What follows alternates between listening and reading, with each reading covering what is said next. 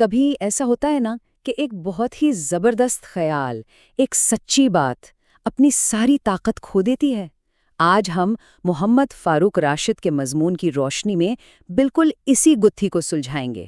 ہم یہ سمجھنے کی کوشش کریں گے کہ کیسے ہم لوگ خود ہی بہترین خیالات کو شخصیات اور گروہوں سے جوڑ کر ان کی اصل روح ہی ختم کر دیتے ہیں۔ تو آئیے بات شروع کرتے ہیں ایک بنیادی بالکل مرکزی خیال سے، اور وہ خیال یہ ہے کہ ایک اچھا آئیڈیا کسی کی ملکیت نہیں ہوتا۔ سننے میں کتنی سادہ سی، کتنی سیدھی بات لگتی ہے نا؟ لیکن ذرا اپنے ارد گرد نظر دوڑائیں، کیا واقعی ہم اس اصول پر عمل کرتے ہیں؟ شاید نہیں، اور یہی ہماری آج کی گفتگو کا محور ہے۔ اچھا، تو سب سے پہلے یہ دیکھتے ہیں کہ ایک مثالی صورتحال میں ہونا کیا چاہیے۔ اچھے خیالات کا اصل مقصد آخر ہوتا کیا ہے؟ وہ کس کے لیے ہوتے ہیں اور ان کا کام کیا ہے؟ دیکھیں، کوئی بھی اچھا پیغام یا ایک مفید خیال وہ بنیادی طور پر سب کے لیے ہوتا ہے۔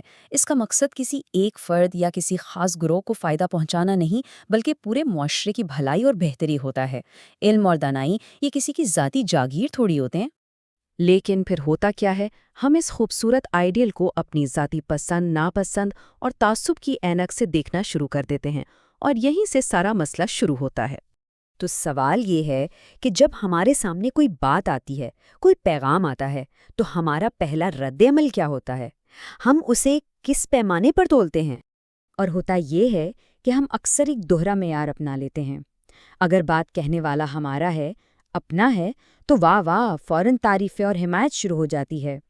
لیکن اگر بالکل وہی بات کسی مخالف کیمپ سے آ جائے تو بس فوراً تنقید اور مخالفت کا ایک طوفان کھڑا ہو جاتا ہے۔ تو نتیجہ کیا نکلتا ہے؟ سچائی کی قدر کم ہو جاتی ہے اور شخصیت یا گروہ سے وابستگی زیادہ اہم بن جاتی ہے۔ بات کی حقیقت کیا ہے، اس پر دھیان دینے کے بجائے ہم یہ دیکھنا شروع کر دیتے ہیں کہ بات کرنے والا کون ہے۔ اس پورے صورتحال کی گہرائی کو سمجھنے کے لیے مصنف نے ایک شاعر کے کیا ہی خوبصورت شعر کا سہارا لیا ہے، ایک ایسا شعر جو اس مسئلے کی سیدھا جڑ تک پہنچ جاتا ہے۔ یہ صرف شعر نہیں ہے، یہ تو ہمارے معاشرے کا ایک طرح سے ایکس رے ہے، ایک تلخ حقیقت جسے شاعر نے کیا خوب 2 مصروں میں قید کر دیا ہے۔ اس شعر کا استعارہ سمجھیں کتنا کمال کا ہے۔ یہاں باغ سے مراد ہے پورا معاشرہ، یعنی عام لوگ جو حقیقت کو سمجھتے بھی ہیں اور محسوس بھی کرتے ہیں، جبکہ گل یعنی پھول وہ نمایاں شخصیات ہیں جو سب کی نظروں میں ہوتی ہیں، لیکن اکثر وہ خود ہی اصل حقیقت سے بالکل بے خبر ہوتی ہیں۔ اب دیکھیں، یہاں ایک بات سمجھنا بہت ضروری ہے۔ ہر قسم کی مخالفت یا اختلاف برا نہیں ہوتا۔ اصل مسئلہ مخالفت کی نیت اور اس کی بنیاد کا ہے۔ صحت مند مخالفت جو ہوتی ہے نا، وہ ہمیشہ دلیل اور تحقیق پر ہوتی ہے۔ اس کا مقصد خیال کو صرف رد کرنا نہیں ہوتا، بلکہ اسے مزید بہتر بنانا ہوتا ہے۔ اس کے بالکل برعکس غیر صحت مند مخالفت صرف اس لیے ہوتی ہے کہ بات کسی مخالف نے کہی ہے۔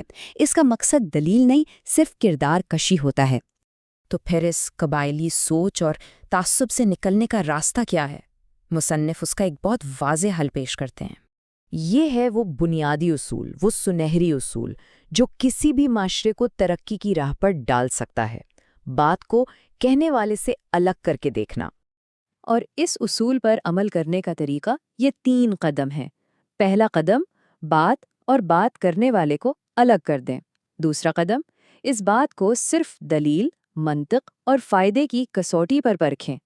اور تیسرا اور سب سے اہم قدم، اگر بات اچھی ہے تو اسے کھلے دل سے قبول کر لیں، بھلے ہی وہ کسی ایسے شخص کی طرف سے کیوں نہ آئی ہو جسے ہم پسند نہیں کرتے۔ اور آخر میں اس ساری گفتگو کا نچوڑ، اس کا حاصل ایک ہی جملے میں سمٹ آتا ہے کہ ایک اچھا خیال انسانیت کی مشترکہ میراث ہے۔ یہ کسی ایک شخص کی، کسی ایک قوم کی یا کسی ایک گروہ کی جاگیر نہیں، یہ ہم سب کا، پوری انسانیت کا ورثہ ہے۔ تو پھر سوال یہ اٹھتا ہے کہ آخر کب تک اس انمول خزانے کو میرا اور تمہارا کی دیواروں میں بانٹ کر خود کو ہی محدود رکھا جائے گا؟